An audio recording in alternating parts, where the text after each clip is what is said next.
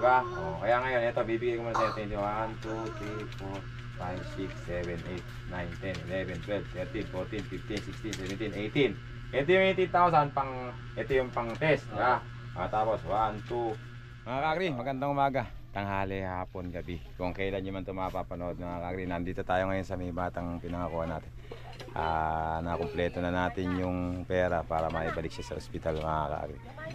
Maraming salamat sa lahat ng mga tumulong. Diyos na po bahalang magbalik sa inyo. Naway maging para kayong kabuti na pag naulanan, dumami, mga kakri, nandito. Anak, ikaw nga maghawak na itong live. Basahin mo yung mga ano. Hello po Tatay, kumusta po? Kumusta po kayo? Ito po. Kumusta po si, ano po pangalan niya? Yasmin po. Si Yasmin, kumusta po? Ganun pa rin po sa dati, ano? Ayan, Oo na. Ilang taon na po ba siya? 11 na po. 11 pa lang po, ano? Anak, andito lang ako sa andito sa papa. Andito sa papa na. Si Jas. Andito ako, andito ako. Si Mama, nagbabanlaw na. Nagbabanlaw. Bili ka na lang ako. Ang gatas ko na lang. 11, ilang taon na ba na? Huwag ka nang gumaganyan na.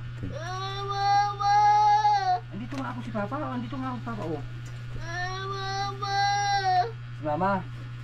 Andun. Oh, andun si Mama naglalakad. Hoy! Tigilan mo muna yan. Andun si Mama.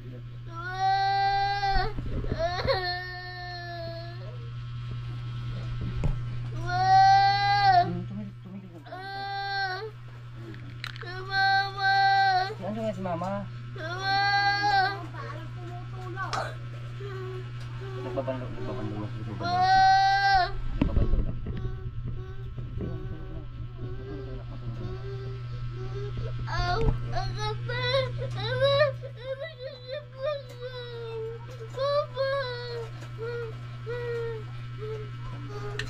Para maibalik niyo po siya sa ospital. Ito, nakakuhanan ko na po kayo ng pera, no? Opo.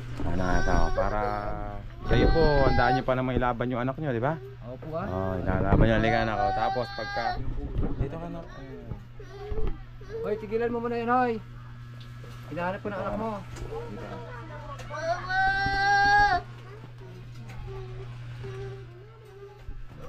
Ito, tatay. Galing po to sa may mga mabubuting pusong nagbigay sa inyo ng ano. Tapos may mga magbigay pa po ulit. Tapos sa sahod ko bibigyan ko pa ulit kayo. Basta ito, pinilit ko na 21,000 po ito. Pinilit ko para meron kayong pang test 18,000, di ba? 18,000 yung pang test nyo. Tapos yung 3,000 pang gastos nyo ulit papunta ron, ha? Ngayon po, kailan nyo po dadalhin yung bata? Dapat kung ngayon na. Kuan po. Sa Lunes po ang balik namin dun kasi check up po niya yun. Check up na yung Lunes. Ano po bang araw ngayon? Martes po. Ay, sa Lunes po ang punta namin dun eh. Yun po isang linggo niya kamunta. Hindi po. Dalhin nyo na po bukas. Kasi kaya lang naman kayo pinaalis. Kasi nga wala kayong pangbayad. Di ba? Ngayong may pambayad na kayo, importante yung bawat araw, di ba? Tapos kung sakaling kung anong sabi, malalaman nyo. Kunyari, kailangan uli ng ganon. Di ba? Di po pwedeng sa Lunes. Ano pa lang ngayon? Ano ba ngayon? Webes po. Webes. Yung araw pa yun. Imbis na 4 na araw, bawat araw po mahalaga. Kung maaari nga po ngayon, kung sa barangay nyo, tatawag kayo ng kapitan, ambulansya, ibalik nyo na po ngayon para ma-test na ngayon. Total may pera na po kayong pang ano. Sa ngayon po, iaabot ko sa inyo ito. Tapos, punta tayo sa kapitan.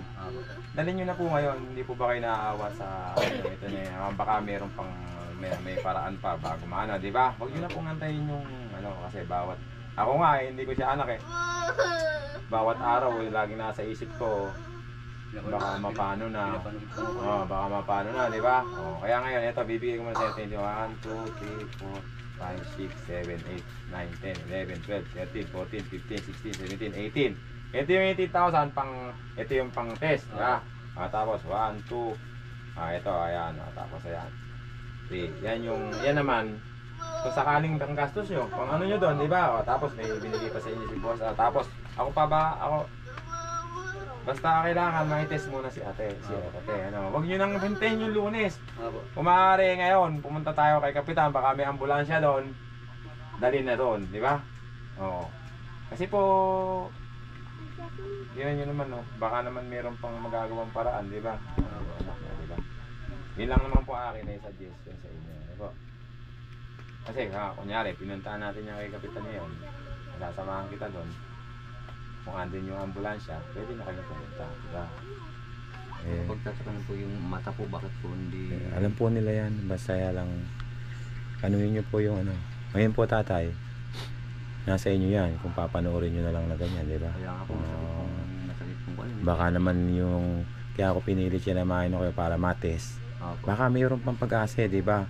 Ang inuuwi lang kasi, yung na-test na. Pag sinabi ng doktor na, wala na pong pag-asa.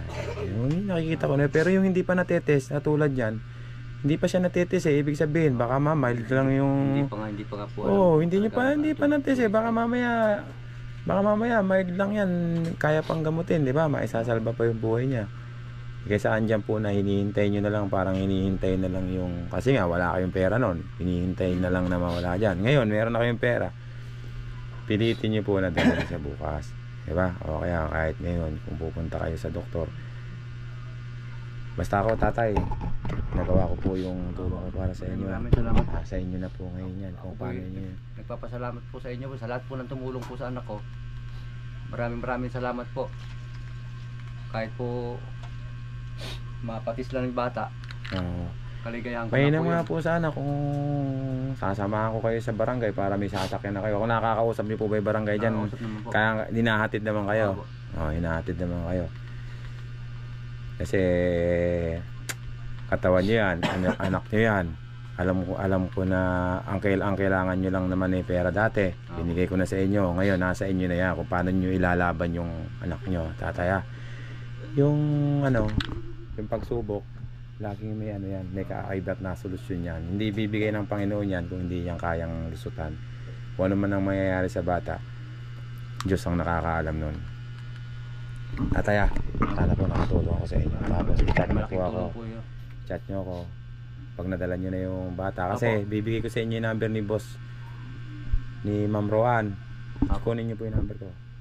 Kasi pag ando na kayo,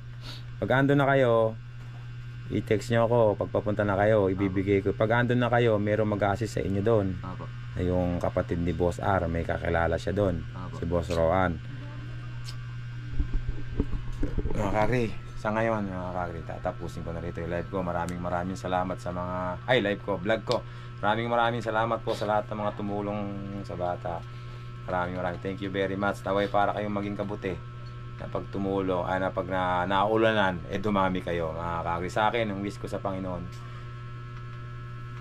sa lahat ng mga ginawa kong pagtulong, sana maging kapalit na lang. Wag kong mapagdaanan yung pinagdadaanan ng tatay ngayon. Kasi mga kakri, napakahirap yung pinagdadaanan niya. Yung wag ko lang pagdaanan to para sa mga anak ko. Masaya na ako doon mga kakri. Thank you very much mga kakri.